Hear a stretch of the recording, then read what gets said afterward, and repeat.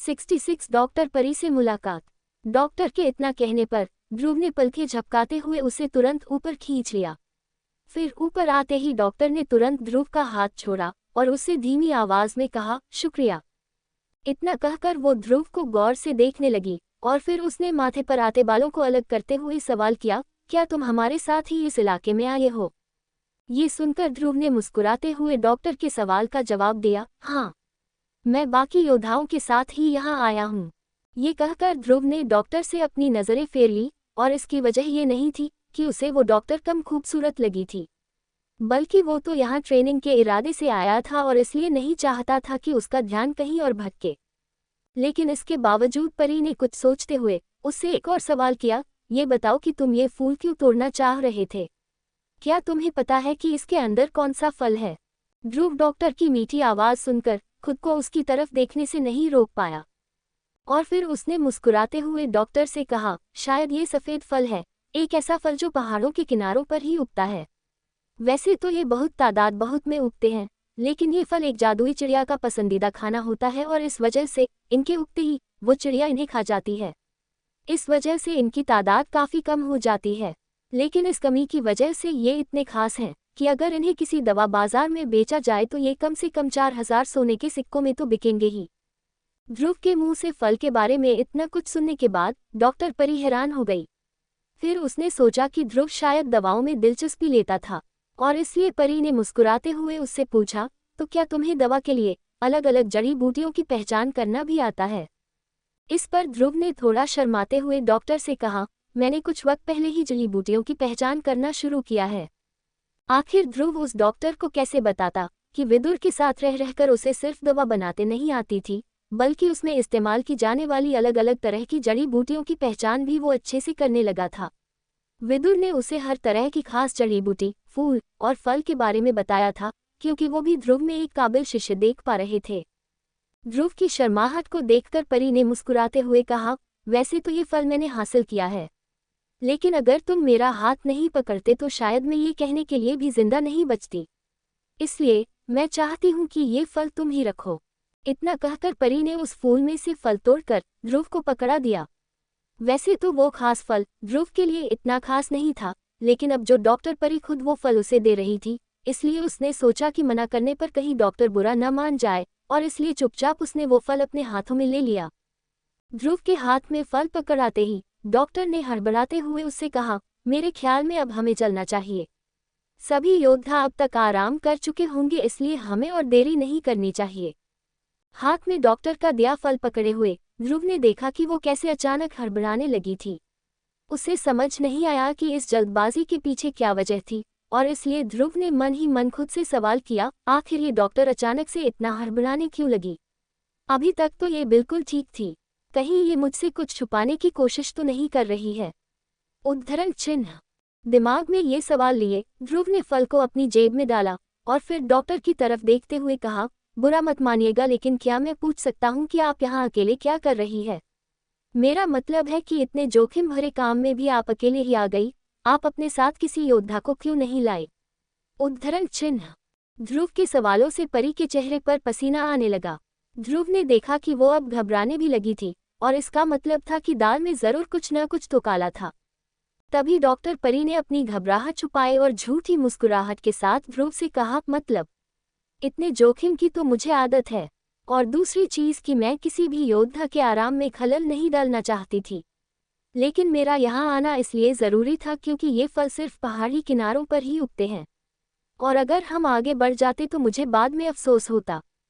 उसकी बात सुनकर ध्रुव का शक थोड़ा कम होने लगा और वो सिर हिलाते हुए जाने के लिए पलट ही रहा था कि तभी विदुर ने अंगूठी में से कहा, ये झूठ बोल रही है ध्रुव, मुझे लगता है ये यहाँ किसी और मकसद से आई थी। विदुर की इस बात को सुनकर ध्रुव अचानक से रुक गया। फिर ध्रुव ने पलटकर डॉक्टर को देखा जो उसके पलटने से घबरा गई थी।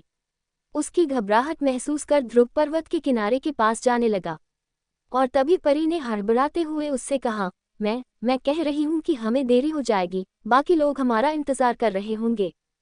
इतने में ध्रुव चलते चलते उस पर्वत के किनारे पर पहुंचा जहां कुछ देर पहले वो फूल लगा हुआ था। उसके बाद किनारे पर चलते हुए ध्रुव ने देखा कि किनारे पर बाकी फूलों के साथ कुछ टहनियां भी थी। उन टहनियों को पकड़कर ध्रुव ने देखा कि वो टहनियां बाएं से होते हुए जमीन के नीचे एक गुफा में जा रही थी, जिसका सिर्फ थोड़ा ही हिस्सा इस वक्त ध्रुव को दिख रहा था। उसे देखकर ध्रुव ने टहनियों पर ध्यान से पैर रखा और फिर वो गुफा के अंदर जाने लगा। गुफा के अंदर कदम रखते ही ध्रुव ने देखा कि वहां बहुत ज्यादा अंधेरा था और जमीन पर पत्थर के टुकड़े, कुछ टहनियों और हड्डी जैसी कुछ चीज के अलावा और कुछ दिखाई नहीं दे रहा था। वो अंधेरा देखकर ध्रुव ने मन ही मन खुद से कहा, ध्रुव, यहाँ कुछ तो गड़बड़ है। फिर वो गुफा को अच्छे से देखने के लिए जैसे ही आगे बढ़ा, उसे पीछे से किसी के कदमों की आवाज सुनाई दी। ध्रुव समझ गया कि वो कदम डॉक्टर परी के थे, लेकिन वो जैसे ही डॉक्टर को देखने के लिए पीछे मुड़ा तो डॉक्टर ने उस पर एक तरीके का सफेद पाउडर छिड़क दिया। वो पाउडर ध्रुव के पूरे शरीर पर था, जिससे अचानक ध्रुव का सिर चकराने लगा और वो वहीं उस गुफा में अपना सिर पकड़ते हुए बेहोश हो गया। जमीन पर बेहोश पड़े ध्रुव को देखकर डॉक्टर परी ने अपने हाथों पर से वो सफेद पाउडर झाड़ा और फिर आह भरते हुए ध्रुव से कहा, मैंने तुम्हें कहा था कि हमें चलना चाहिए और तुम्हें तभी मेरी बात मान लेनी थी। अब देखो, तुमने खुद को कहाँ फंसा लिया।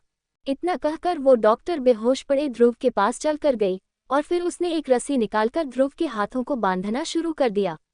लेकिन जैसे ही वो रस्सी पर गठान बांधने वाली थी, अचानक से ध्रुव ने अपनी आंखें खोली और डॉक्टर का हाथ पकड़ते हुए उससे कहा, मुझे नहीं लगा था कि तुम ऐसा कोई पैंतरा भी आजमाओगी, लेकिन अच्छा हुआ मैंने फिर भी तैयारी कर रखी थी, इसलिए तुम्हारा ये सफ़ेद पाउडर मुझ पर काम नहीं किया। ध्रुव को होश में देखकर डॉक्टर दंग रह गई, लेकिन फिर उसने ध्रुव से बचने के लिए उस पर अपनी लात से हमला किया।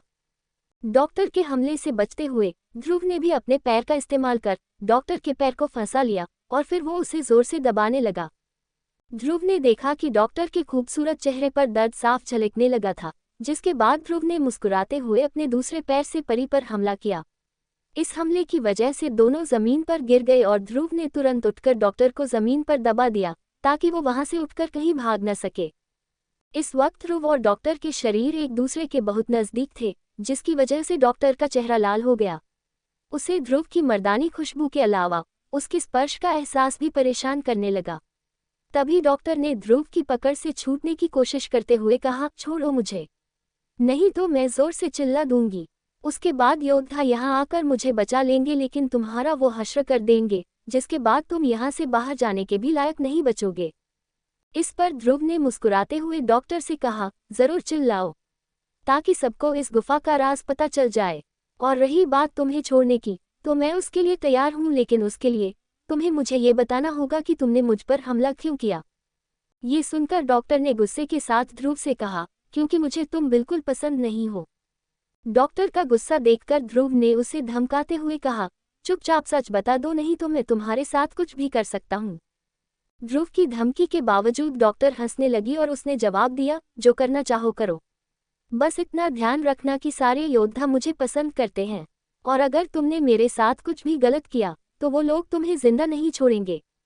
चाहो तो कोशिश करके देख सकते हो। उद्धरण चिन्ह।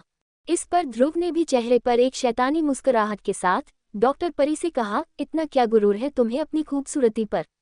सच कहूँ तो एक ठीक ठाक चेहरे के अलावा तुम्हारे पास है क्या? वैसे जो कुछ भी है मुझे उसमें कोई दिलचस्पी नहीं है, मुझे सिर्फ इतना बताओ कि इस गुफा के अंदर क्या छुपा है। इस पर चिचिधाते हुए डॉक्टर ने जवाब दिया, मुझे नहीं पता तुम किस बारे में बात कर रहे हो, गुफे के अंदर तो कुछ भी नहीं है। इस पर ध्रुव ने एक बार फिर उसे धमकाते हुए कहा, मुझे सब सच सच बता दो, नहीं तो मैं तुम्हारी ही रस्सी से तुम्हें बांधकर खुद इस सवाल का जवाब ढूंढने गुफा के अंदर चला जाऊंगा। ध्रुव की अंदर जाने की धमकी सुनकर डॉक्टर घबरा गई। उसके चेहरे से उसकी मुस्कुराहट पूरी तरह से गायब हो गई, लेकिन फिर भी उसने कुछ नहीं कहा। तभी ध्रुव मुस्कुराते हुए उसके और करीब आया, जिससे डॉक्टर ने डर के मारे अपनी आंखें बंद की। उस खूबसूरत लेकिन खतरनाक लड़की को आंखें बंद करते देख ध्रुव ने फुसफुसाते हुए उससे कहा, मेरी बात ध्यान से सुनो।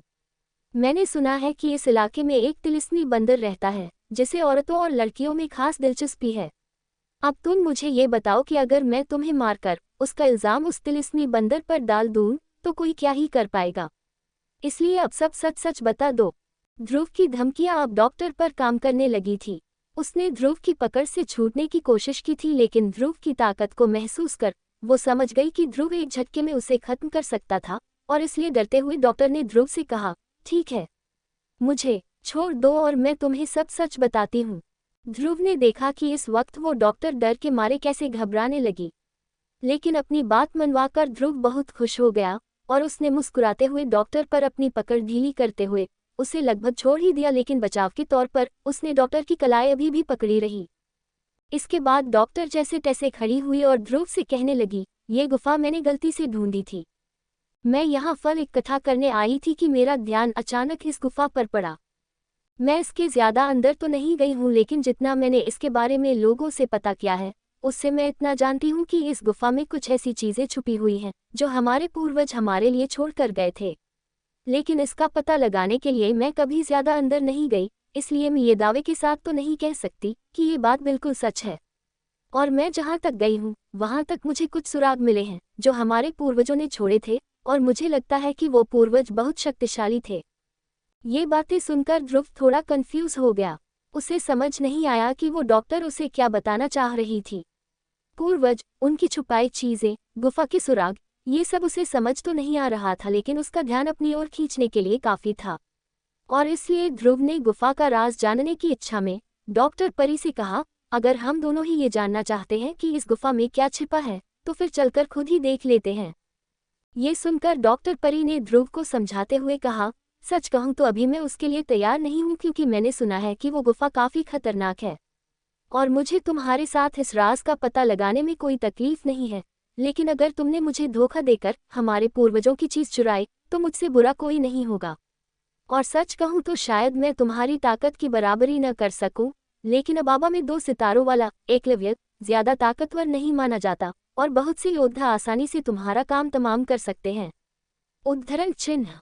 डॉक्टर के चेहरे की गंभीरता को देखकर ध्रुव ने मुस्कुराकर डॉक्टर की टांग खींचते हुए कहा, डॉक्टर साहिबा, धोखे की बात आप तो नहीं करे। याद नहीं अभी कुछ देर पहले तुम ही थी जो मुझे बेहोश करना चाह रही थी। और सच बताऊं तो जब तुमने मुझ पर हमला किया था तो मैं तुम्हारे हाथ पैर तोड़ने के बारे में सोच रहा था, लेकिन तुम्हारी बात सुनकर मुझे लगता है कि मैं तुम पर थोड़ा भरोसा तो कर ही सकता हूँ। ये सुनकर डॉक्टर परी ने चैन की सांस ली कि ध्रुव कम से कम उसे मारने के बारे में तो नहीं सोच रहा था। उसके बाद उसने आसपास देखते हुए ध्रुव से कहा, देखो हमें सच में बहुत देर हो गई है। अगर हम लोग जल्द ही वापस जंगल में नहीं लौटे तो अरशान हम पर शक करने लगेगा। वैसे हम लोग आज रात मुख्य इलाके में ही बिताने वाले हैं, तो क्यों न गुफा देखने हम रात को आएं, जब सभी योद्धा सो चुके हों। डॉक्टर के मुंह से उस लड़के का नाम सुनकर ध्रुव ने पूछताछ करते हुए उससे कहा, अरशान कौन है? कहीं ये वो भेड़िया टोली वाले लीडर का बेटा तो नहीं है? इस पर डॉक्टर ने अपना सिर हिलाते हुए ध्रुव के सवाल का जवाब दिया, हाँ तुम बिल्कुल सही समझे। वैसे तुम्हारा नाम क्या है? ये सुनकर ध्रुव ने डॉक्टर की बात का तुरंत जवाब देते हुए कहा, मेरा नाम ध्रुव है, ध्रुव शौर्य। ध्रुव का नाम सुनकर डॉक्टर ने आगे कुछ नहीं कहा, सिर्फ अपना सिर हिलाया और फिर वो पलटकर वहां से ऊपर जाने लगी। उसके पीछे पीछे ध्रुव भी ऊपर चढ़ गया और वो दोनों फिर जंगल की ओर जाने लगे, जहां सभी योद्धा इस वक्त आराम फरमा रहे थे। लेकिन तभी ध्रुव ने सोचा कि कहीं कोई दोनों को साथ देखकर कुछ गलत न समझ ले, और इसलिए वो अचानक रुक गया और उसने डॉक्टर को अकेले जाने का इशारा किया। डॉक्टर भी उसकी बात समझ गई और फिर बिना कुछ कहे जंगल की ओर चलने लगी।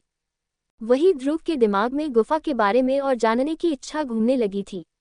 मेसोडोरिया के बाजार में जब वो योद्धाओं से उनके किस्सों के बारे में सुना करता था तो वो भी हमेशा चाहता था कि काश उसे भी कभी किसी रोमांचक सफर पर निकलना पड़े।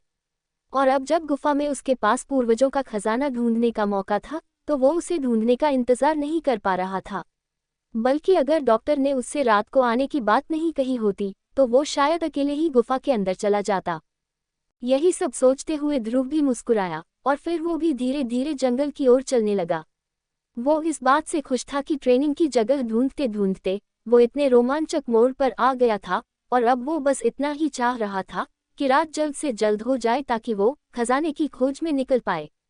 67 खतरनाक गुफा। जंगल में वापस आते हुए ध्रुव और परी दोनों योद्धाओं के बीच चले गए। वो योद्धा डॉक्टर परी का इंतजार कर रहे थे और उन्हें देखते ही उनकी जान में जान आ गई। तभी भेड़िया टोली में से अरशान बाहर आया और उसने डॉक्टर से परेशान होते हुए कहा, डॉक्टर परी, अगर आप अगले 2 मिनट में यहाँ नहीं आती तो हम लोग आपको खोजने के लिए निकलने ही वाले थे। इतना कहकर उसने देखा कि परी के पीछे एक लड़का भी चलकर आ रहा था। लड़के को अकेले आते देख अरशान ने मुस्कुराते हुए परी से सवाल किया, ये लड़का कौन है? उसके इस सवाल पर डॉक्टर ने तुरंत जवाब देते हुए कहा, ये भी योद्धाओं में से एक है। मैं दवा के लिए कुछ सामान ढूंढने गई थी और ये मुझे वहीं मिल गया। दरअसल ये वहाँ। इतना कहकर वो पलटकर ध्रुव की तरफ देखने लगी और ध्रुव समझ गया था कि आगे की बात उसे संभालनी पड़ेगी और इसलिए उसने तुरंत डॉक्टर की बात को पूरा करते हुए कहा, मैं वहाँ हल्का होने गया था। वो क्या है, मेरा पेट थोड़ा गड़बड़ा रहा है। ये सुनकर डॉक्टर ने मुस्कुराते हुए अरशान से हड़बड़ाते हुए आगे कहा, हाँ तुम तो जानते ही हो कि ये जंगल अक्सर लोगों की हालत खराब कर देता है। वैसे अरशान, मुझे लगता है कि अब हमें चलना चाहिए क्योंकि अभी भी मंजिल तक पहुंचने के लिए और रास्ता तय करना बाकी है। इस पर अरशान ने अपना सिर हिलाते हुए जवाब दिया, जी आप बिल्कुल ठीक कह रही हैं डॉक्टर। इसके बाद उसने देखा कि डॉक्टर वहां से जाने लगी और ध्रुव ने भी उसके पीछे पीछे चलना शुरू किया ही था कि अरशान ने अचानक अपना हाथ उसके सामने लाकर उसे रोक दिया।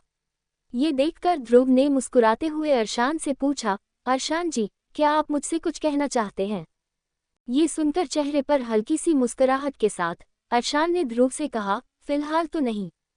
तुम वही 2 सितारे वाले एकलव्य हो ना, जिसकी ताकत से सभी योद्धा दंग रह गए थे। मैंने अपने योद्धाओं से सुना है तुम्हारे बारे में, काफी ताकतवर मालूम होते हो तुम।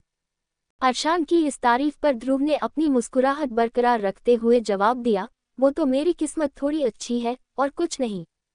ध्रुव का जवाब सुनने के बाद अरशान ने उसे गौर से देखा और तभी ध्रुव अपने हाथ की अंगूठियां छुपाने लगा। लेकिन तभी अरशान ने ध्रुव से सवाल करते हुए कहा, क्या तुम भेड़िया टोली के मेंबर बनना चाहोगे? हमारी टोली तुम्हारे जैसे ताकतवर लोगों के लिए ही है और हमारे साथ रहकर तुम इस इलाके के खतरे से भी बच जाओगे, नहीं तो यहाँ अकेले घूमना बहुत खतरनाक है और ये बात तो शायद तुम अब तक समझ ही गए होगे। उसकी बात सुनकर ध्रुव समझ गया कि अरशान उसे टोली में शामिल करने की कोशिश कर रहा था और इस पर ध्रुव ने अपनी नाक रगड़ते हुए अरशान से कहा, माफ़ी चाहूँगा लेकिन मैं बहुत ज़्यादा आलसी हूँ और सच कहूँ तो आपकी टोली में आने के बाद मैं जितना आपके काम आऊँगा उससे ज़्यादा आपके लिए परेशानी की वजह बन जाऊँगा, इसलिए मुझे लगता है कि मैं ऐसे ही ठीक हूँ क्योंकि मैं जानता हूँ कि आप लोगों के लिए काम बहुत ज़रूरी है और मेरे लिए वो सिर्फ वक्त बिताने का एक जरिया है। ध्रुव की बात सुनकर अरशान ने मुस्कुराते हुए उससे कहा, ठीक है, जैसी तुम्हारी मर्जी। लेकिन छोटे भाई, अगर कभी भी तुम्हारा मन बदले तो मुझे याद करना, भेड़िया टोली ताकतवर लोगों के लिए हमेशा खुली रहेगी। ये सुनकर ध्रुव अपना सिर झुकाकर वहां से आगे जाने लगा। फिर अरशान ने देखा कि ध्रुव सबसे आगे खड़े योद्धाओं के साथ जाकर मिल गया था। उसे वहां देखकर अरशान की आंखों में गुस्सा दिखाई देने लगा।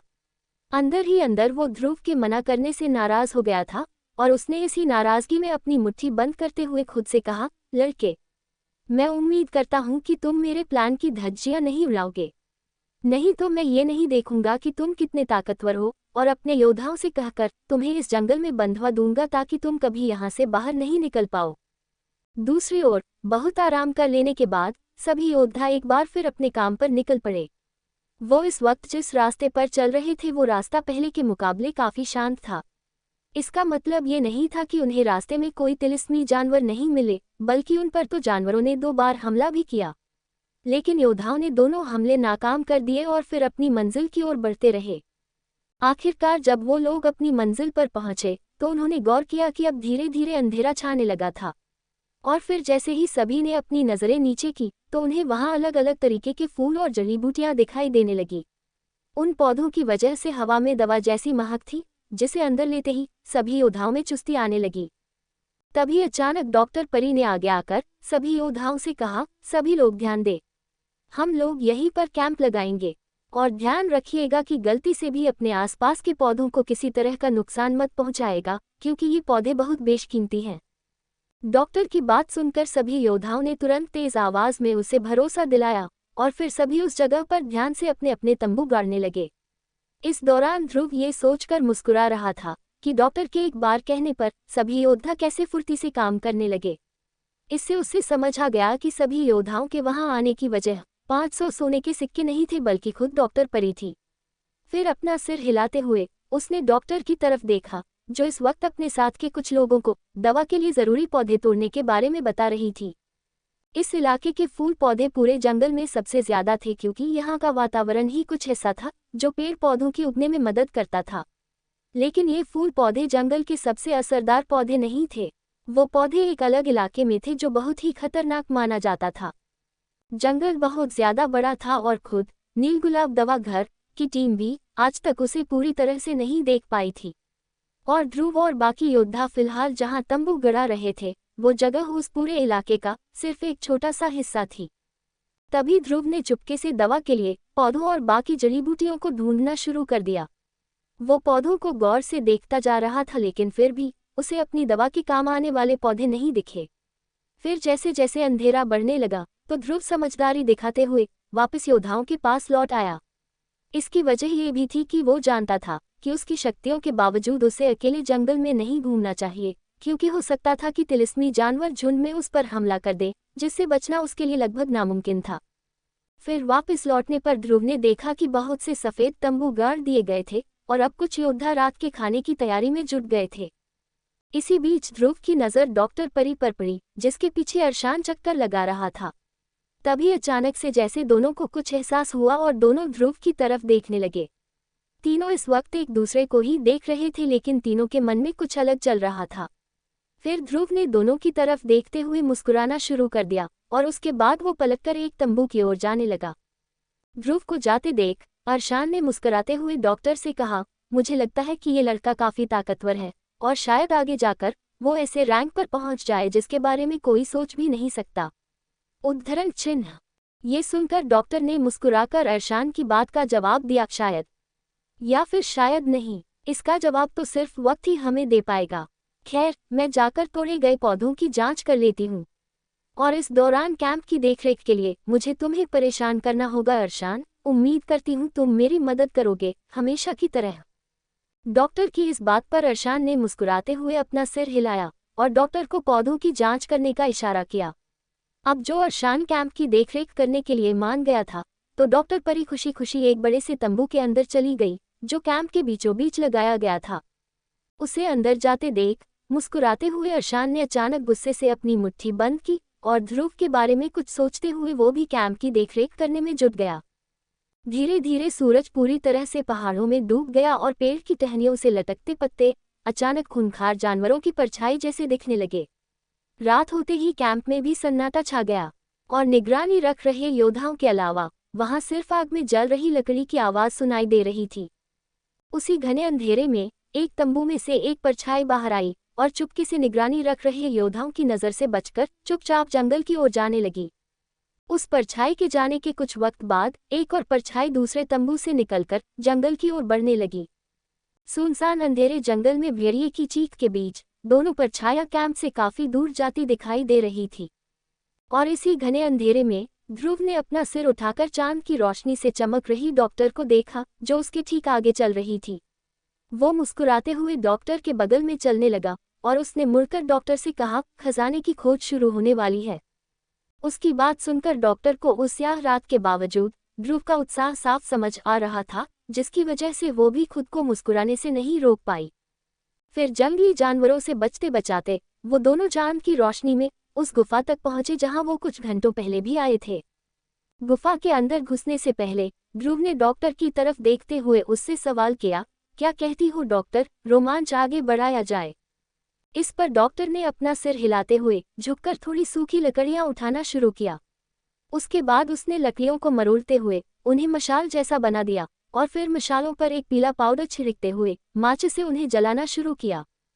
जैसे ही दोनों मशालें जल गई तो उसने ध्रुव को एक मशाल पकड़ाते हुए कहा, इसे पकड़ो और चलना शुरू करो, क्योंकि मैं जानती हूं कि तुम मर्द होने की वजह से एक लड़की को आगे नहीं चलने दोगे। इस पर ध्रुव ने मशाल ऊपर उठाकर चेहरे के पास लाते हुए कहा, साथ अंदर चलते हैं। अभी मेरा भरोसा तुम पर इतना भी नहीं हुआ है कि मैं तुम्हें अपनी पीठ दिखा सकूं। याद है न, तुमने आज दोपहर को ही मुझ पर पीछे से हमला किया था।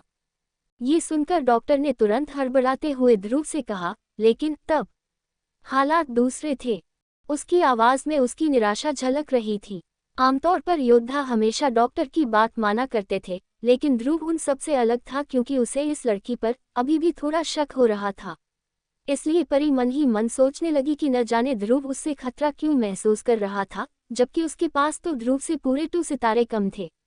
इसका मतलब ध्रुव ज्यादा ताकतवर होने के बावजूद डॉक्टर से अंदर ही अंदर खतरा महसूस कर रहा था।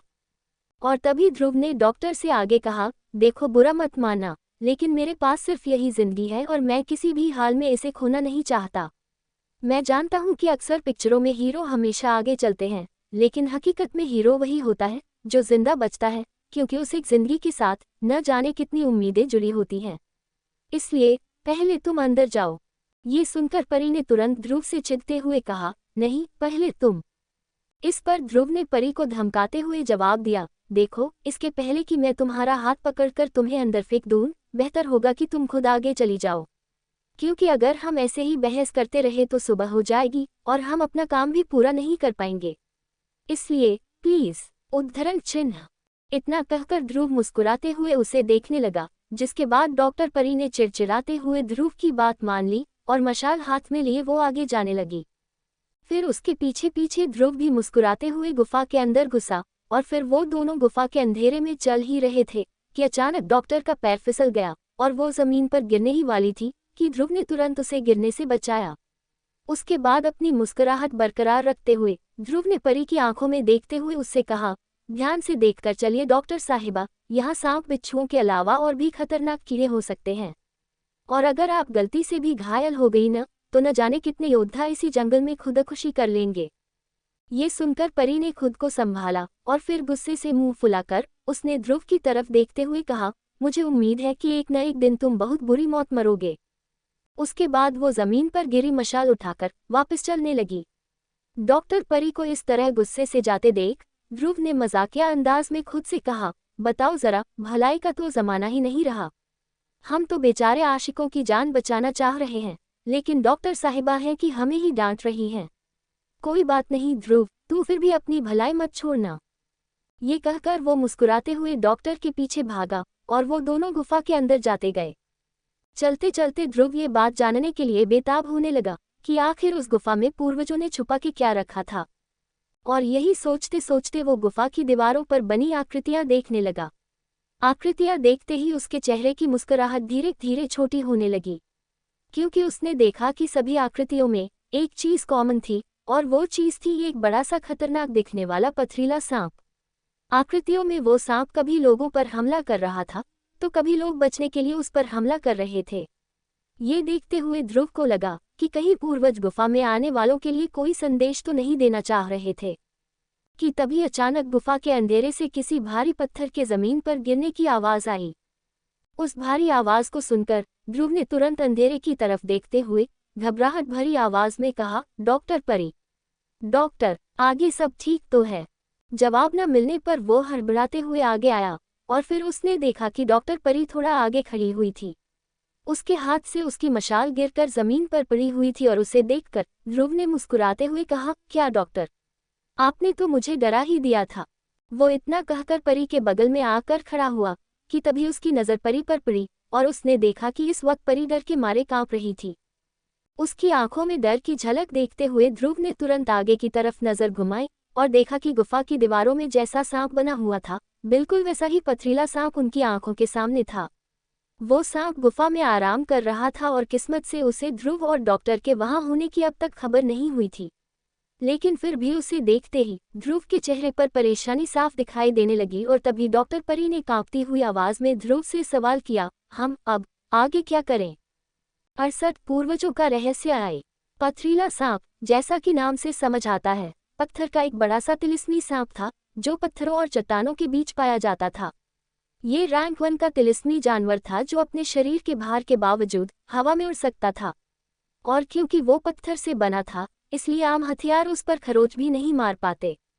वैसे तो दिन के उजाले में ध्रुव तिलिस्मी जानवरों से लड़ लेता था, लेकिन इस वक्त उसे ये नहीं पता था कि ये गुफा का इकलौता पथरीला सांप था या फिर ऐसे और भी सांप वहां आराम कर रहे थे। तभी डॉक्टर ने थोड़ा घबराते हुए धीमी आवाज में ध्रुव से सवाल किया, ये तो पथरीला सांप है, अब हम क्या करें? ध्रुव ने देखा कि डॉक्टर डर के मारे कँपकँपाने लगी और तभी ध्रुव ने उसे चुपके से सांप के बगल से जाने का इशारा किया, लेकिन डॉक्टर परी तो ऐसा बिल्कुल नहीं करना चाह रही थी। उसने अपना सिर हिलाते हुए ध्रुव को मना किया, लेकिन ध्रुव ने उसका हाथ पकड़कर उसे बगल में धकेल दिया। धक्के की वजह से वो जैसे ही दीवार पर टकराई तो उसके मुंह से एक हल्की सी आवाज निकली, आउच। लेकिन शुक्र है कि ये आवाज इतनी धीरे थी कि वो सांप इसे सुनकर जागा नहीं। उसके बाद डॉक्टर ध्रुव की तरफ गुस्से से देखते हुए सांप के बगल से निकलने लगी। ध्रुव भी उसके पीछे पीछे दबे पांव जाने लगा। फिर वो चुपचाप सांप के बगल से निकलने ही वाला था कि अचानक उसके पैर से एक कंकर टकराकर लुढ़क गया, जिसकी आवाज उस गुफा में गूंजने लगी। उस आवाज के गूंजने पर वो पथरीला सांप धीरे धीरे अपनी आंखें खोलने लगा, जिसके डर से डॉक्टर भागते हुए वापस ध्रुव के पास आ गई। वो ध्रुव के पास आने ही वाली थी कि अचानक सांप पूरी तरह से जाग गया और ध्रुव के सामने छलांग मारकर कुंडली मारते हुए बैठ गया। इस वक्त सांप के बाएं ओर डॉक्टर परी डर से सहम कर रुक गई और उसे मूर्ति जैसी हालत में देखकर सांप ने मुड़कर अपने सामने खड़े ध्रुव की ओर देखा। ध्रुव भी हिलने की कोई कोशिश नहीं कर रहा था, क्योंकि उसे आगा शायद हिलने पर सांप एक झटके में हमला कर दे। लेकिन तभी अचानक उस सांप ने अपना बड़ा सा मुंह खोला और वो ध्रुव को अपने नुकीले और लंबे दांत दिखाने लगा। वही सांप के लंबे नुकीले दांत देखकर ध्रुव ने बिना हिले डॉक्टर परी से अपना आधा मुंह खोलते हुए कहा, डॉक्टर, क्या तुम्हारे पास इस वक्त वो सफेद पाउडर होगा जिससे तुम मुझे बेहोश करने की कोशिश कर रही थी? ताज्जुब से इस वक्त सांप ध्रुव को सिर्फ दांत दिखाए जा रहा था, उस पर हमला नहीं कर रहा था। फिर वो अचानक अपनी नज़र डॉक्टर परी की तरफ करके उसे दांत दिखाने लगा। ऐसा लग रहा था जैसे उस सांप को समझ नहीं आया कि उसे दोनों में से पहले किससे खतरा था, और क्योंकि दोनों अपनी अपनी जगह पर खड़े हुए थे, इसलिए सांप भी अपनी जगह से हिला नहीं। तभी डॉक्टर ने देखा कि ध्रुव के बोलने के बावजूद सांप ने उस पर हमला नहीं किया, और इसका मतलब था कि वो सांप शायद सुन नहीं सकता था। तभी उसे ध्यान आया कि पथरीले सांप कान की जगह पत्थर होने की वजह से कुछ सुन नहीं पाते थे, लेकिन ये कमी उनकी तेज नज़र से पूरी हो जाती थी। इसलिए डॉक्टर ने भी बिना हिले ध्रुव की तरह खड़े खड़े अपना आधा मुंह खोलकर उसे जवाब दिया, हाँ, मेरे पास वो पाउडर रखा है। लेकिन तभी डॉक्टर की बात बीच में काटते हुए ध्रुव ने कहा, अरे लेकिन क्या? उस पाउडर का इस्तेमाल कब करोगी? जब हम लोग मर जाएंगे तब। जल्दी मुझे वो पाउडर पकड़ाओ। डॉक्टर परी ने देखा कि ध्रुव चिड़चिड़ाने लगा था। इस पर डॉक्टर परी ने ध्रुव को जवाब देते हुए कहा, लेकिन ध्रुव, ये सांप हमें देख सकता है। अगर मैंने अपना हाथ जरा सा भी हिलाया तो ये मुझ पर सीधे हमला कर देगा। उसकी इस बात को सुनकर ध्रुव परेशान हो गया और उसने आखिर अपने शरीर को ढीला छोड़ते हुए कहा, अरे तो जिंदगी भर ऐसे मूर्ति बने रहेंगे क्या? और जैसे ही ध्रुव का शरीर ढीला हुआ, वो सांप अपने नुकीले दांतों के साथ ध्रुव पर झपटा।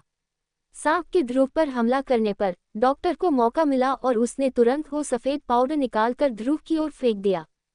इस वक्त वो सांप और वो पाउडर दोनों ही ध्रुव की तरफ जा रहे थे।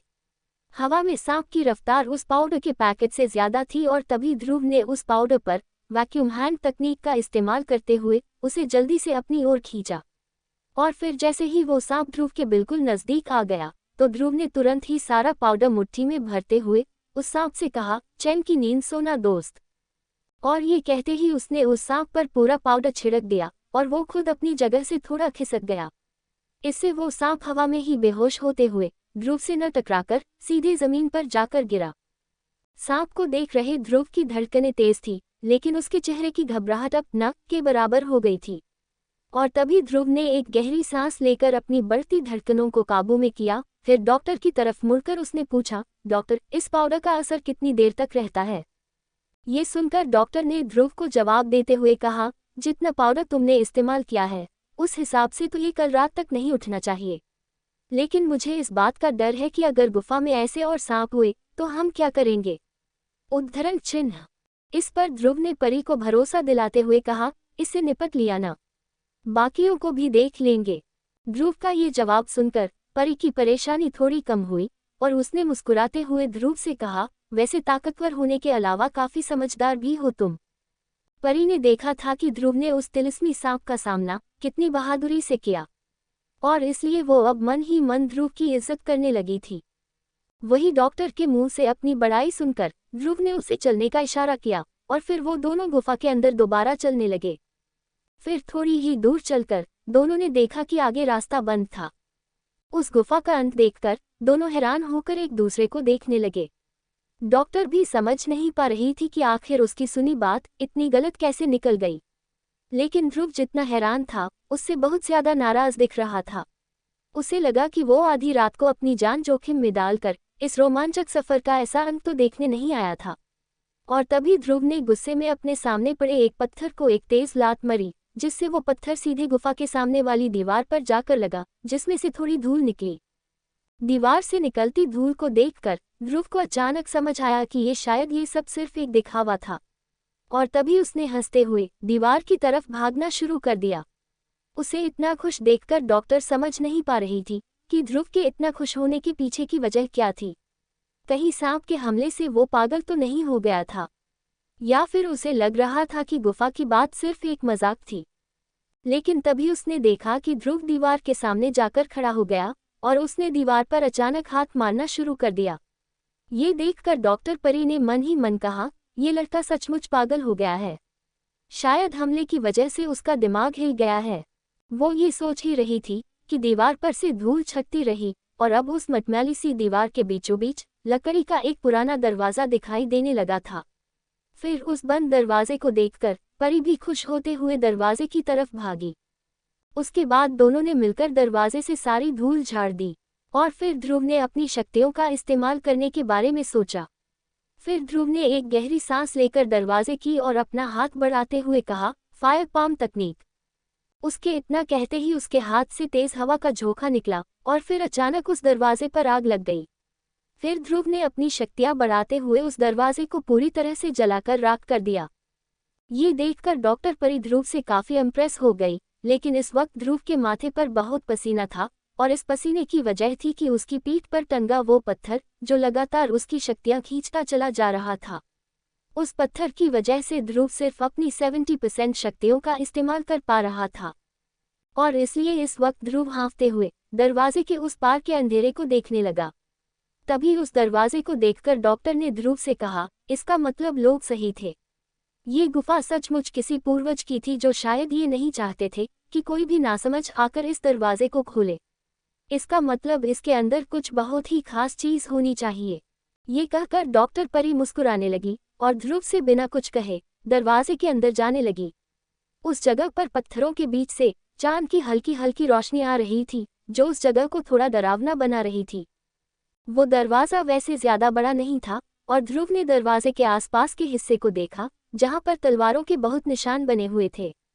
उसे देखकर ध्रुव ने मुस्कुराते हुए विदुर से कहा, हम लोग बिल्कुल सही जगह आए हैं आचार्य। इस दरवाजे ने न जाने कितनों के खजाना पाने के सपने को तोड़ा है। लेकिन विदुर ने उसकी बात का कोई जवाब नहीं दिया और फिर खुशी में ध्रुव ने डॉक्टर परी की तरफ भागना शुरू कर दिया। फिर जैसे ही ध्रुव डॉक्टर परी के बगल में आया तो उसने परी को देखते हुए कहा, मुझे उम्मीद है कि हमें यहाँ कुछ काम का ही मिलेगा, नहीं तो सच में मुझे बहुत बुरा लगेगा।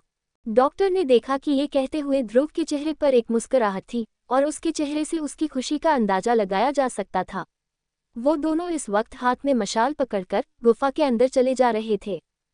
उस गुफा में अंधेरे के साथ साथ काफी ठंड भी थी और उस ठंड से भरे सन्नाटे में सिर्फ दो लोगों के चलने की आवाज सुनाई पड़ रही थी।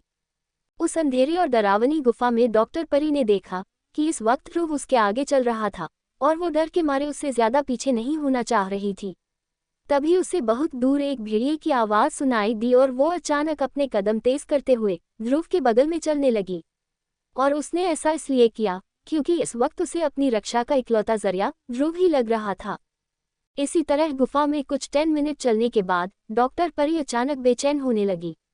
उसे उस सन्नाटे की बिल्कुल आदत नहीं थी, लेकिन इसके पहले कि वो ध्रुव से कुछ कहती उसने देखा कि ध्रुव चलते चलते अचानक रुक गया। ध्रुव के बगल में आकर जब परी ने सामने देखा तो उसके सामने एक बड़ा सा पत्थर रखा हुआ था। उस पत्थर को देखते हुए ध्रुव ने घबराते हुए डॉक्टर से कहा, एक बार फिर रास्ता खत्म। अब तो मुझे लगता है कि पूर्वज चाहते ही नहीं थे कि कोई उस सामान को ढूंढे। इस पर डॉक्टर ने जवाब देते हुए कहा, मुझे ऐसा नहीं लगता, बल्कि मुझे तो लगता है कि इस दरवाजे के पीछे ही हमारी मंजिल है। अगर पूर्वज ने किसी चीज को छुपाने के लिए ये गुफा बनाई थी तो वो उस चीज को गलत हाथों में नहीं देखना चाह रहे होंगे। लेकिन उस बड़े से पत्थर को देखकर ध्रुव थोड़ा परेशान होने लगा और उसने उसी परेशानी में डॉक्टर से थोड़ा चिढ़ते हुए कहा, जरा इस पत्थर को देखो, ये इतना मोटा है कि इसे तोड़ने के लिए शायद दक्ष रैंक की जरूरत पड़ेगी। ध्रुव को परेशान होते देख डॉक्टर ने दरवाजे को ध्यान से देखते हुए ध्रुव से कहा, हर बार ताकत काम नहीं आती है। वो देखो, दरवाजे पर हल्की पीली रोशनी दिखाई दे रही है। ये पक्का एक धरा मूल शक्ति से बनाया गया जाल है। अगर तुम इसे गौर से देखोगे तो तुम्हें दिखेगा कि इसे खोलना उतना भी मुश्किल नहीं है जितना कि तुम सोच रहे हो। इतना कहकर डॉक्टर ने अपना हाथ उस पत्थर पर रखा जो उसके हाथ रखते ही जोरों से हिलने लगा। उस पत्थर के हिलने पर पूरी गुफा में एक अजीब सा कंपन होने लगा, जिसे ध्रुव और डॉक्टर परी दोनों अच्छे से महसूस कर पा रहे थे। तभी ध्रुव ने डॉक्टर की तरफ देखते हुए कहा, तुम्हें जालों के बारे में पता है? ये बात तो काबिले तारीफ है। वैसे जितना मुझे ध्यान है, कोई लकड़ी या धरा मूल शक्ति वाला एकलव्य इसे आसानी से खोल सकता है। ध्रुव की इस बात का जवाब देते हुए डॉक्टर ने मुस्कुराते हुए कहा, सच कहूं तो मैंने जालों के बारे में सिर्फ किताबों में पढ़ा है, इसलिए पता नहीं कि मैं इसे खोल पाऊंगी या नहीं, लेकिन मैं एक बार कोशिश जरूर कर सकती हूँ। परी की ये बात सुनकर ध्रुव ने अपना सिर हिलाते हुए उस बड़े से पत्थर से लगी दीवार पर गौर किया। उसे लगा कि दीवार पर शायद कुछ लिखा हुआ था और इसलिए उसने आंखें बंद करके अपने हाथ से रोशनी निकालना शुरू किया। तभी ध्रुव के हाथ से निकलती रोशनी की वजह से दीवार पर बने चिन्ह रोशनी से उभर कर दिखने लगे। ध्रुव ने देखा कि उन चिन्हों में एक दो ऐसे चिन्ह थे जो इंसान जैसे दिख रहे थे। उसने सोचा कि शायद ये सभी चिन्ह पूर्वजों ने ही छोड़े थे, लेकिन आखिर इन चिन्हों का मतलब क्या था? ध्रुव ये सोच ही रहा था कि अचानक उसे डॉक्टर परी की उत्साह भरी आवाज सुनाई दी, दरवाजा खोलने वाला चिन्ह मिल गया। ये सुनकर ध्रुव ने तुरंत परी की तरफ देखा, जो चिन्ह मिलने से काफी खुश दिख रही थी। वो इस वक्त झुककर बैठी हुई थी और उसका हाथ उस पत्थर के बगल में एक उभरे हिस्से को छू रहा था। और फिर डॉक्टर ने जैसे ही उस हिस्से को धीमे से दबाया तो अचानक से उस गुफा में पत्थर के कुड़कुड़ाने की आवाज गूंजने लगी। फिर आवाज के साथ साथ वो पत्थर ऊपर होने लगा और इस वजह से ध्रुव और डॉक्टर दोनों एक कदम पीछे हट गए। वहीं उस पत्थर को ऊपर होते देख ध्रुव ने मुस्कुराते हुए डॉक्टर की तरफ देखा और फिर वापस पत्थर की ओर देखने लगा।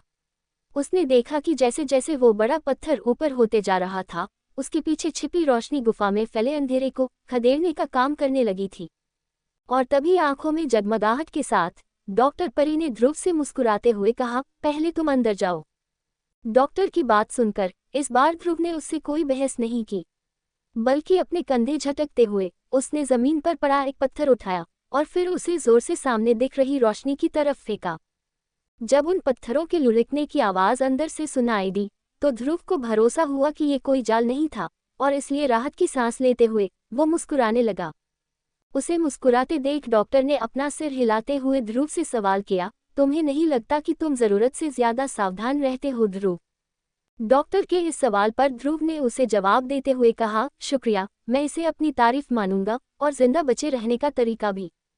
इतना कहकर ध्रुव उस दरवाजे से अंदर जाने लगा, जहां फिलहाल चौंधियाती रोशनी के अलावा और कुछ नहीं दिखाई दे रहा था।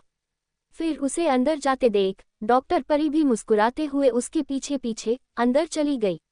69 पूर्वजों का रहस्य 2। गुफा के उस हिस्से में घुसने के बाद दोनों की आंखें उस रोशनी में एडजस्ट हुई और फिर उन्होंने अंदर का नज़ारा अच्छी तरह से देखा। उस पत्थर के दरवाजे के अंदर एक बड़ा सा खाली कमरा था, जिसकी दीवार पर चमकीले मोती लटकाए गए थे, जो उस चौंधियाने वाली रोशनी की वजह थे। उस बड़े से कमरे के बीचों बीच एक बहुत पुरानी कुर्सी रखी हुई थी, जिस पर एक कंकाल रखा हुआ था, जिसकी खोपड़ी उस कंकाल की जांघों में रखी थी। ये देखकर डॉक्टर परी और ध्रुव दोनों को थोड़ा अजीब सा लगने लगा। तभी ध्रुव की नज़र कुर्सी के सामने रखी एक चौड़ी टेबल पर गई, जो पूरी तरह से एक काले चमकदार पत्थर से बनी हुई थी। उस टेबल पर पत्थर से बने 3 डिब्बे रखे हुए थे, जिन पर ताले चढ़े हुए थे। उन डिब्बों के अलावा कमरे की 3 कोनों पर बहुत से चमकते हुए सोने के सिक्के और जेवरात दिखाई पड़ रहे थे। सिक्कों की तादाद को देखकर इसका अंदाजा लगाया जा सकता था कि उस कमरे में रखे सामान की कीमत कम से कम 1 लाख सोने के सिक्के थी। और ये सिर्फ एक मोटा अंदाजा था, लेकिन ध्रुव को इस पैसे या जेवरात से कोई मतलब नहीं था। और जिस तरह से उस कमरे में वो सामान पड़ा हुआ था, वो समझ गया कि इस कमरे के मालिक को भी न चीज़ों से कोई मतलब नहीं था। तभी कमरे में नजरें घुमाते हुए ध्रुव ने कमरे के आखिरी किनारे पर गौर किया। कमरे के उस किनारे को देखकर ध्रुव की आंखें खुशी से बड़ी हो गई और उसके चेहरे पर एक बड़ी सी मुस्कुराहट दिखने लगी। ध्रुव ने देखा कि उस आखिरी किनारे में बहुत सी मिट्टी इकट्ठा की गई थी जिसमें बहुत सारे फूल दिखाई दे रहे थे। वहां फूलों की तादाद इतनी ज्यादा थी कि उस किनारे की तरफ बिना मुड़े भी उन्हें फूलों की खुशबू अच्छे से आ रही थी। लेकिन इतने फूलों को देखकर दोनों से रहा नहीं गया और दोनों तुरंत उस कोने की ओर भाग कर गए। वैसे तो अगर कोई आम इंसान वहां पहुंचा होता तो वो फूलों को छोड़कर उस कमरे में रखे सोने पर ध्यान देता, लेकिन एक जानकार इंसान ही ये जानता था कि वहां लगे फूलों की कीमत वहां रखे सारे सोने के सिक्कों से भी ज्यादा थी। और तभी फूलों को देखकर डॉक्टर परी ने खुशी के मारे हड़बड़ाते हुए ध्रुव से कहा, नीली पत्तियां, सफेद जिनसेंग फल, बर्फीली गुलाब के बीज और बर्फीली चमकदार घास। ध्रुव ने डॉक्टर से वहां उगे फूल पौधों के नाम सुने और फिर सभी पौधों के बीच में उगी हल्की लाल हल्की सफेद रंग की घास को देखने लगा। ये घास 2 हिस्सों में बटी हुई थी जो दोनों हिस्से अलग अलग रंग के थे। उसका निचला हिस्सा सफेद रंग का था जिस पर बहुत सी छोटी बूंदें दिखाई पड़ रही थी। ये बूंदें कभी न पिघलने वाली बर्फ की थी और घास का ऊपरी हिस्सा हल्का लाल रंग का था जैसे कोई जलती हुई आग होती है। इतना ही नहीं, उस घास के चारों तरफ एक भीनी सी धुंध फैली हुई थी जिसे देखकर ऐसा लग रहा था जैसे वो घास बादलों में से उग रही हो। उस अजीबोगरीब दिखने वाली घास का नाम था बर्फीली चमकदार घास, जो कि बहुत ही दुर्लभ मानी जाती थी और इत्तेफाक से खूनी गुलाब की गोली बनाने के लिए बहुत जरूरी थी। उस लाल सफेद घास को देखते हुए ध्रुव के चेहरे पर उसकी खुशी साफ झलक रही थी। वो मिसोडोरिया में इस घास को महीनों से ढूंढ रहा था और इस इलाके में आते ही वो घास उसे किस्मत से मिल गई। इस वजह से ध्रुव मन ही मन बहुत ज्यादा खुश था। ध्रुव के चेहरे की खुशी देखते हुए परी ने उससे हैरानी में सवाल किया, क्या तुम्हें इस घास के बारे में भी पता है? परी के इस सवाल का जवाब देते हुए ध्रुव ने हल्की सी मुस्कान चेहरे पर लाते हुए कहा, पता है। तुम नहीं जानती लेकिन मैं कब से इसे ढूंढ रहा था। मुझे इसकी बहुत ज्यादा जरूरत है। ये सुनकर डॉक्टर थोड़ी निराश हुई। आखिर उसका मानना था कि दोनों ने मिलकर वो खजाना ढूंढा था, इसलिए सारे सामान पर दोनों का बराबरी से हक बनता था। और यही सोचकर डॉक्टर ने ध्रुव को ताना मारते हुए कहा, सुनकर अच्छा लगा, लेकिन मुझे भी उसकी बहुत जरूरत है। और अंदर घुसते ही तुमने सबसे महंगी चीज पर अपना हाथ मार दिया और तुम मुझसे धोखे की उम्मीद कर रहे थे। डॉक्टर के चेहरे की इस परेशानी और गुस्से को देखकर ध्रुव ने अपनी मुस्कुराहट बरकरार रखते हुए कहा, डॉक्टर, मुझे इसकी बहुत बहुत ज्यादा जरूरत है, लेकिन मैं तुम्हें इतना उदास होते नहीं देख सकता। इसलिए ऐसा करते हैं कि ये बर्फीली घास में रख लेता हूँ और बाकी बचे खजाने का 2/3 हिस्सा तुम रख लेना और बचा हुआ हिस्सा मैं रख लूंगा। कैसा रहा? ध्रुव के सवाल पर डॉक्टर ने हामी भरते हुए अपना सर हिलाया और तभी ध्रुव ने देखा कि उसके चेहरे की परेशानी पहले से कम हो गई थी। ये देखकर ध्रुव ने एक राहत की सांस ली और फिर उस घास को निकालने के लिए अपनी स्टोरेज अंगूठी में से सामान निकालने लगा। फिर ध्रुव ने उस घास को बहुत ध्यान से मिट्टी से बाहर निकालते हुए एक हरे रंग की बोतल में बंद कर लिया। इसके बाद वो बोतल को देखकर मुस्कुराने लगा और फिर उसने पौधे निकालने वाली खुरपी डॉक्टर परी को पकड़ा दी ताकि वो बाकी पौधे अपने लिए निकाल सके। वही डॉक्टर परी का पूरा ध्यान उस घास पर था जो ध्रुव ने बोतल में बंद करके अपने पास रख ली थी। एक डॉक्टर होने की वजह से वो जानती थी कि सोने चांदी की चमक भी एक बहुत ही खास औषधि के सामने फीकी पड़ जाती थी। वो सबसे ज्यादा खुश होती अगर वो घास ध्रुव की जगह उसे मिल जाती। वो मन ही मन सोचने लगी कि काश ध्रुव को गुफा के बारे में पता ही नहीं चलता तो कमरे में मौजूद हर सामान पर पूरा हक सिर्फ और सिर्फ उसका ही होता। लेकिन खजाना पाकर अब उसे लग रहा था कि इस रहस्यमयी खजाने का सफर उतना खतरनाक नहीं था जितना कि उसने सोचा था। फिर मन ही मन उसने ध्रुव को कोसते हुए अपनी नजरें घुमाकर खुरपी उठाई और बाकी बचे पौधों को निकालना शुरू किया। पौधों को निकालकर डॉक्टर परी उन्हें ध्रुव की हरी बोतलों में ही बंद करती जा रही थी क्योंकि उसके पास फिलहाल पौधे रखने की कोई और जगह नहीं थी। लेकिन जिस वक्त डॉक्टर पौधों को निकाल रही थी तब ध्रुव अपनी नजरें एक बार फिर पूरे कमरे में घुमाने लगा कि शायद उसे कुछ हिस्सा दिख जाए जो उसे पहले नहीं दिखा था। लेकिन पूरे कमरे को देखने के बाद ध्रुव ये समझ गया कि अब उस कमरे में टेबल पर रखे 3 डिब्बों के अलावा और ऐसा कुछ भी नहीं था जिसमें कुछ खास हो सकता था। फिर ध्रुव कमरे के बीच में रखी पत्थर से बनी टेबल की ओर बढ़ा और उसने डिब्बों पर लगे ताले को ध्यान से देखने की कोशिश की। फिर जैसे ही ध्रुव ने उस ताले को छुआ तो उसे अपने हाथ में एक अजीब सी गर्माहट महसूस होने लगी और उसने घबराते हुए तुरंत अपना हाथ वापस लिया। फिर ध्रुव ने सोचा कि इतने वक्त तक जमीन के नीचे रहने के बावजूद वो ताला अभी तक गर्म था। इसका मतलब था कि वो किसी मामूली लोहे से नहीं बना था और इसलिए उसे तोड़ने की कोशिश बेकार होती। तभी ध्रुव ने डिब्बों के आसपास देखते हुए खुद से कहा, डिब्बों पर पड़े तालों की चाबी यहीं कहीं होनी चाहिए, लेकिन हम चाबी ढूंढें कैसे? ये सोचते हुए ध्रुव टेबल के चारों तरफ देखे जा रहा था कि तभी उसकी नज़र कुर्सी पर बैठे कंकाल पर पड़ी। फिर ध्रुव ने जैसे ही अपनी नज़रें उस कंकाल के हाथ की तरफ की तो उसने देखा कि कंकाल की 3 उंगलियों में 3 चाबियां लटक रही थीं। उसे देखते हुए ध्रुव धीरे धीरे उस कंकाल के पास आया और चेहरे पर हल्के डर के साथ उसने बिना किसी जोर के वो चाबियां निकाल ली। लेकिन 2 चाबियों के निकालने के बाद तीसरी चाबी आसानी से नहीं निकल रही थी और इसलिए ध्रुव ने उसे अपनी ओर खींचने के लिए हल्की सी ताकत लगाई कि तभी अचानक से उस कंकाल का हाथ टूटकर जमीन पर गिर गया। टूटे हाथ को देखकर ध्रुव को बहुत बुरा लगा और उसने झुककर उसे उठाते हुए वापस कंकाल पर बैठाने की कोशिश की। ध्रुव के हाथ में जो कंकाल का हाथ था उसके भार को महसूस करते हुए ध्रुव को लगा कि शायद उसमें कुछ गड़बड़ थी, लेकिन क्योंकि वो इस बारे में ज्यादा नहीं जानता था इसलिए उसने चुपचाप उस हाथ को कंकाल से वापस जोड़ दिया। और तभी ध्रुव के देखा कि कंकाल के हाथ के ऊपरी हिस्से में एक छोटा सा कागज का टुकड़ा फंसा हुआ था। उसे देखकर ध्रुव ने चुपके से अपनी आंखों के किनारे से डॉक्टर परी को देखने की कोशिश की, जो फिलहाल पौधों को निकालने में लगी हुई थी। और फिर चोरी छुपे ध्रुव ने वो कागज का टुकड़ा स्टोरेज अंगूठी में डालते हुए उस हाथ को पूरी तरह से जोड़ दिया। वो कागज अंगूठी में सुरक्षित करने की वजह से ध्रुव ने एक राहत की सांस ली और मुस्कुराते हुए हाथ में रखी चाबियों को उछालने लगा। चाबी उछालते हुए वो टेबल पर रखे डिब्बों की तरफ बढ़ा और उसने एक बार फिर उस गर्म ताले को पकड़ने की कोशिश की। लेकिन ताला खोलने के पहले ध्रुव ने पीछे मुड़कर डॉक्टर की ओर देखते हुए कहा, डॉक्टर साहिबा जल्दी यहाँ आइए, नहीं तो खामखा तुम मुझ पर शक करने लगो कि तुम्हें बिना बताए मैंने खजाना अपने पास रख लिया। डॉक्टर परी अब तक सारे पौधे निकाल चुकी थी और इसलिए उसने ध्रुव की बात सुनकर उसे एक बार फिर ताना मारते हुए कहा, चलो कम से कम तुम्हारे अंदर इतनी तो शर्म बची हुई है।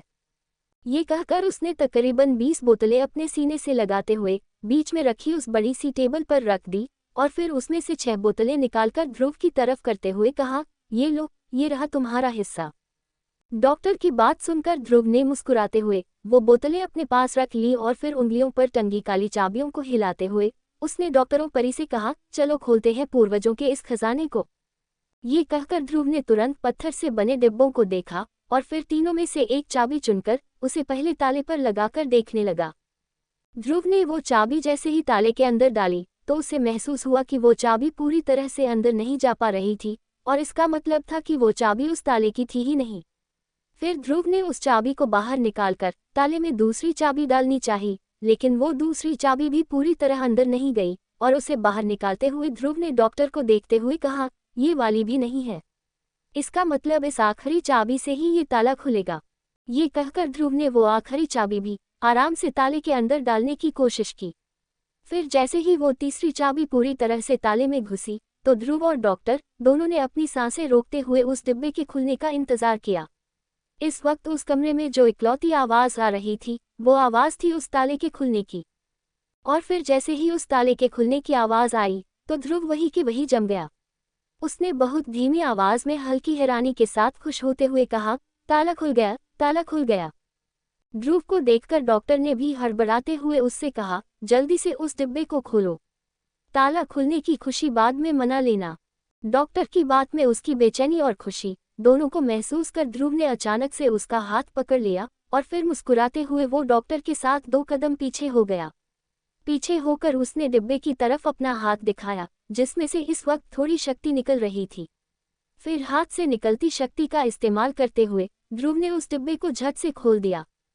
डिब्बा खुलने के तुरंत बाद ध्रुव ने डॉक्टर की तरफ देखा जो उसे इस वक्त गुस्से से देख रही थी। ये देखकर ध्रुव ने तुरंत उसका हाथ छोड़ा और थोड़ा शर्माते हुए कहा, वो दरअसल मैं सिर्फ थोड़ी सावधानी बरत रहा था। ध्रुव की इस बात को सुनकर डॉक्टर ने अपना गुस्सा निकालते हुए उससे कहा, जितनी सावधानी तुम बरतते हो तुम्हें इंसान नहीं जानवर होना था, और वो भी तिलिस्मी, क्योंकि आम लोगों की दुनिया में तो कोई इतनी सावधानी नहीं बरतता, या कहूँ कि किसी के पास इतना वक्त ही नहीं होता। वैसे तुम्हें शायद पता नहीं होगा लेकिन वो तिलिस्मी जानवर भी तुम्हारे जितने सतर्क नहीं होते। ये सुनकर ध्रुव को लगा कि शायद डॉक्टर उसकी तारीफ कर रही थी, क्योंकि उसे हमेशा से जानवर इंसानों से ज्यादा पसंद थे।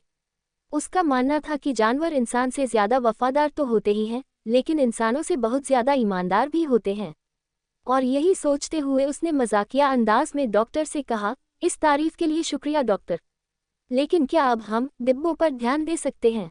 ध्रुव की इस बेशर्मी को देखते हुए डॉक्टर परी ने अपना सिर हिलाया और सामने रखे डिब्बों की तरफ नजर घुमाई। फिर वो डिब्बे के अंदर रखी चीज को देखकर पूरी तरह से दंग रह गई। धीरे धीरे उसके चेहरे की हैरानी खुशी में बदलने लगी और मुस्कुराते हुए परी तुरंत उस डिब्बे के पास चली गई और फिर उसमें से एक सतरंगी कागज निकालकर वो उसे देखने लगी। तभी ध्रुव ने परी से सवाल किया, ये चीज आखिर है क्या? ध्रुव के इस सवाल का जवाब देते हुए परी ने उस कागज को खोलकर देखा और फिर ध्रुव से मुस्कुराते हुए कहा, इसमें जहर बनाने के नुस्खे लिखे हुए हैं। ये सुनकर ध्रुव ने हैरान होते हुए परी से पूछा, क्या जहर बनाने के नुस्खे? कोई जहर बनाने के नुस्खे भी लिख कर रखता है? मतलब रखता था? ये कैसा पागलपन है? कहीं ये आदमी भी तुम्हारे जैसा कोई डॉक्टर तो नहीं था? वो डॉक्टर ही होते थे जो आमतौर पर अपने बचाव के लिए जहर का इस्तेमाल किया करते थे, और जो जहर बनाने में महारत हासिल कर लिया करते थे उन्हें पॉइजन मास्टर कहा जाता था। लेकिन ये पॉइजन मास्टर भी कभी किसी हकीम की बराबरी नहीं कर पाते थे। और यही सोचते हुए डॉक्टर परी ने गुस्से से ध्रुव से कहा, तुम्हारे कहने का क्या मतलब है कि मैं पागल हूँ? और वैसे भी मुझे नहीं लगता कि ये तुम्हारे कुछ काम आएगा, इसलिए इसे मैं ही रख लेती हूँ। क्योंकि मैं कोई हकीम तो बन नहीं सकती, इसलिए इसी से काम चला लूंगी। ध्रुव को उसके गुस्से से समझ आ रहा था कि मन ही मन वो भी हकीम बनना चाहती थी, लेकिन ऐसा नहीं कर पा रही थी, और इसलिए उसने ध्रुव के मजाक पर ऐसा बर्ताव किया। उसका गुस्सा देखते हुए ध्रुव ने उसे शांत करने के लिए कहा, मैं तो सिर्फ मजाक रहा था। मैं जानता हूँ कि तुम बहुत समझदार हो और काबिल भी, इसलिए ये अतरंगी सतरंगी कागज तुम अपने पास ही रखो, क्योंकि वैसे भी मैं अपनी ट्रेनिंग से इतना थक जाता हूँ कि मुझे नहीं लगता कि मैं किसी ऐसी चीज़ पर अपना वक़्त और शक्ति दोनों कभी ज़ाया करना चाहूँगा। वैसे भी मैं चादर से ज़्यादा पैर पसारने में भरोसा नहीं रखता। अपनी तारीफ सुनकर परी का गुस्सा थोड़ा शांत हुआ और उसने मन ही मन खुश होते हुए ध्रुव से कहा, शुक्रिया। और फिर परी वो सतरंगी कागज रख ही रही थी कि ध्रुव ने अचानक उससे कहा, और हाँ, तुम अब उस हरी चीज को भी अंदर रख सकते हो जो तुम मुझसे छुपाने की कोशिश कर रही थी। 70 अरशान की चाल। ध्रुव की बात सुनकर डॉक्टर परी हैरान हो गई। उसने तुरंत अपनी मुट्ठी खोली जिसमें एक हरे रंग की छोटी सी पुड़िया रखी हुई थी। उसे ध्रुव को दिखाते हुए डॉक्टर ने शर्माते हुए कहा, वो तो मैं। इतने में ध्रुव ने शर्म के मारे लाल हो रही परी की बात काटते हुए कहा, कोई बात नहीं, मैं समझता हूँ, आखिर तुम एक लड़की जो हो, इसलिए तुम्हारा अपने बचाव के लिए सामान रखना लाजमी है। ध्रुव की ये बात सुनते ही डॉक्टर ने तुरंत उस पुड़िया को अलग किया और फिर मुस्कुराते हुए ध्रुव से कहा, समझने के लिए शुक्रिया। और डॉक्टर के इतना कहते ही ध्रुव टेबल पर रखे दूसरे डिब्बे की तरफ बढ़ा और फिर उसने दूसरी चाबी से उस डिब्बे का ताला खोलते हुए डॉक्टर से सवाल किया, वैसे उस हरे पाउडर से होता क्या है? इस सवाल का जवाब देते हुए डॉक्टर परी ने तुरंत कहा, ये ड्रैगन घास और बाकी कुछ पौधों से बनाया गया है। कोई जैसे ही इसकी खुशबू अंदर लेता है तो वो फिर कम से कम आधे दिन के लिए सो जाता है। मैं मानती हूँ कि वैसे इस पाउडर की गिनती भी जहर में होती है, लेकिन ये बाकी किसी जहर से बहुत ज्यादा कमजोर है। अगर कोई थोड़ा भी ताकतवर होगा तो उसकी शक्तियाँ इसे आसानी से खुद ब खुद शरीर के बाहर निकाल देंगी। डॉक्टर के इस जवाब पर ध्रुव ने मुस्कुराते हुए उससे कहा, अच्छा है, ये कोई जानलेवा जहर नहीं है, और ये जानकार अच्छा लगा कि कम से कम तुम इतनी खतरनाक तो नहीं हो। ध्रुव ये कहते वक्त चाबी ताले के अंदर कर उसे घुमा ही रहा था कि अचानक ताले में से एक आवाज आई और खुशी से ध्रुव ने डॉक्टर से आगे कहा, दूसरा डिब्बा भी खुल गया। उसके बाद ध्रुव ने पिछली बार की तरह अपनी शक्तियां इस्तेमाल नहीं की, बल्कि उसे आसानी से अपने हाथों से खोला। उस गुफा में चमकते मोतियों से निकलती रोशनी के बीच उस डिब्बे के अंदर जो कुछ भी था उसे डॉक्टर परी और ध्रुव ने अच्छी तरह से देखा।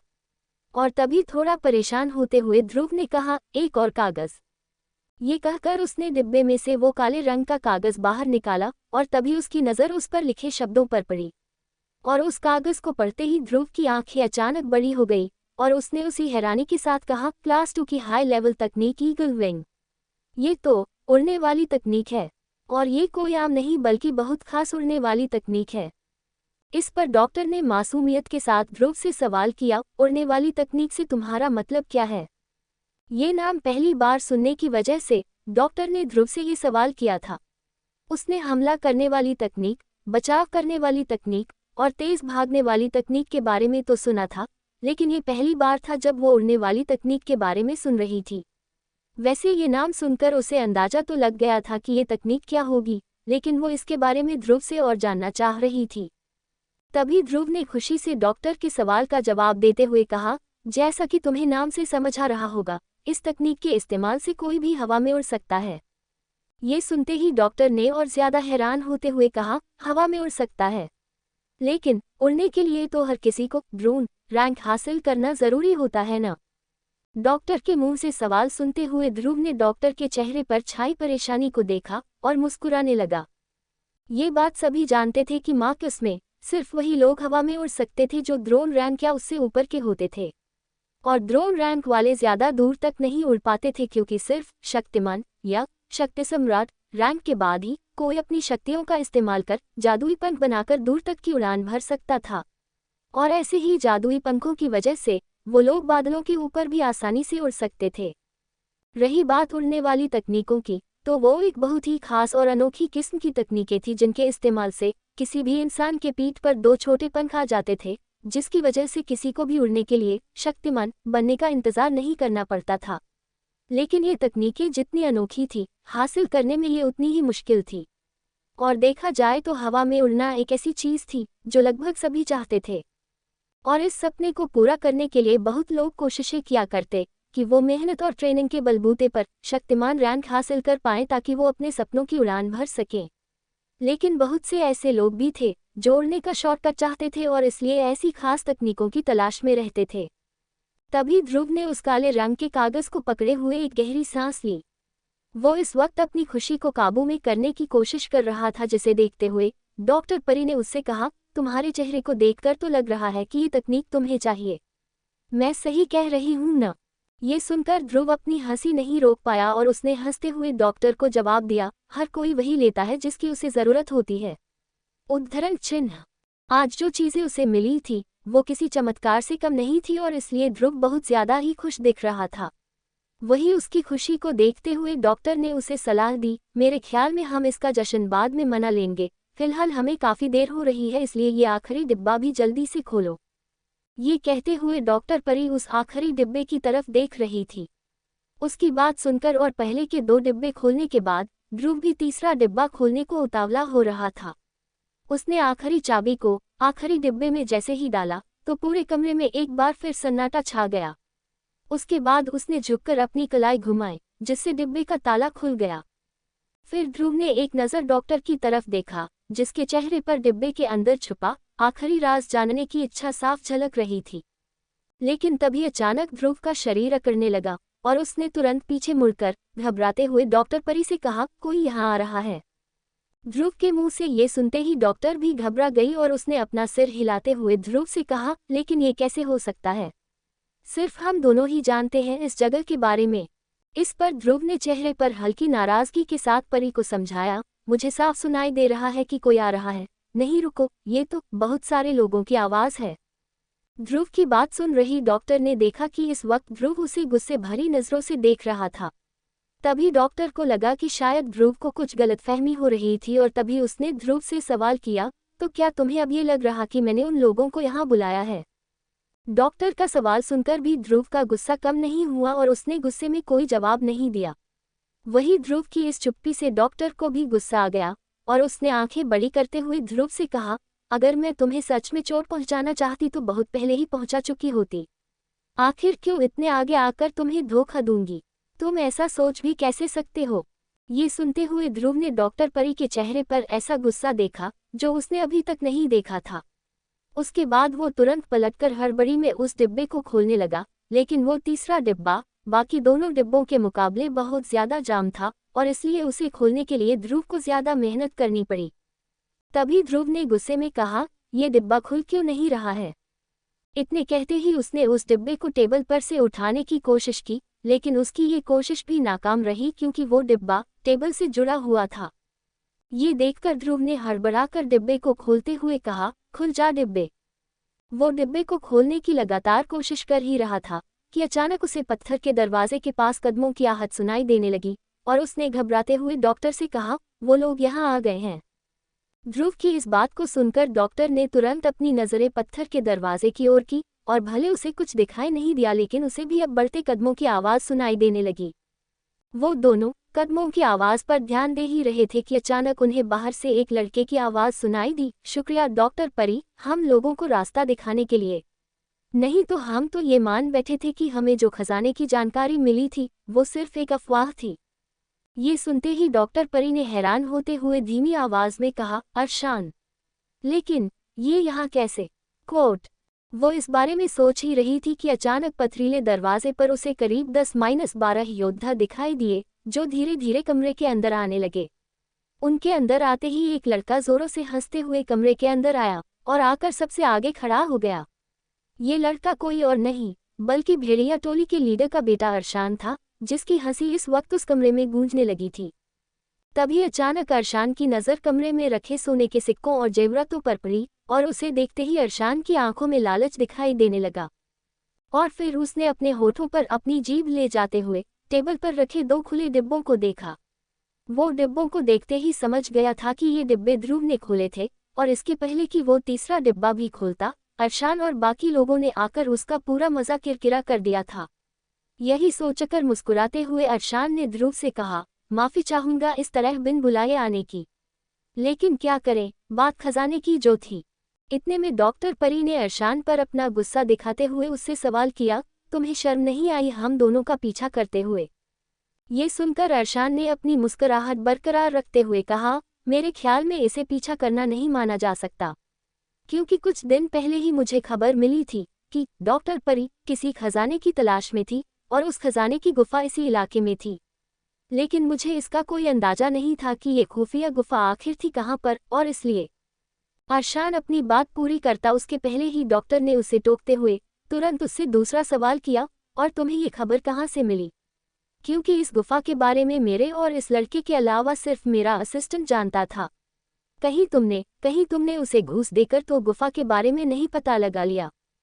इस शक के साथ ही परी का गुस्सा और ज्यादा बढ़ गया और तभी अरशान ने उसकी बात का जवाब देते हुए कहा, तुम्हारी असिस्टेंट बेवकूफ़ है, उसे घूस देने की भी ज़रूरत नहीं पड़ी। मैंने तो सिर्फ उससे 2-4 मीठी बातें क्या की, उसने मेरे सामने तुम्हारे बहुत से राज उगल दिए, जिसमें एक राज इस गुफा का भी था। ये सुनते ही परी ने गुस्से से चिल्लाते हुए कहा, तुम्हारी हिम्मत कैसे हुई ऐसा कुछ करने की? लेकिन परी के गुस्से के बावजूद अरशान ने मुस्कुराते हुए उसे जवाब देते हुए कहा, मुझे माफ़ कर दो परी, लेकिन ये खजाना हमारी भेड़िया टोली के लिए बहुत ज़्यादा ज़रूरी है। एक बार ये हमारे हाथ लग गया तो हम अबाबा की सारी टोलियों को अपने साथ जोड़ लेंगे और वक्त आने पर हम अपना नाम इस शहर से भी आगे ले जाएंगे। और वैसे भी हम इस छोटे से शहर से परेशान हो चुके हैं।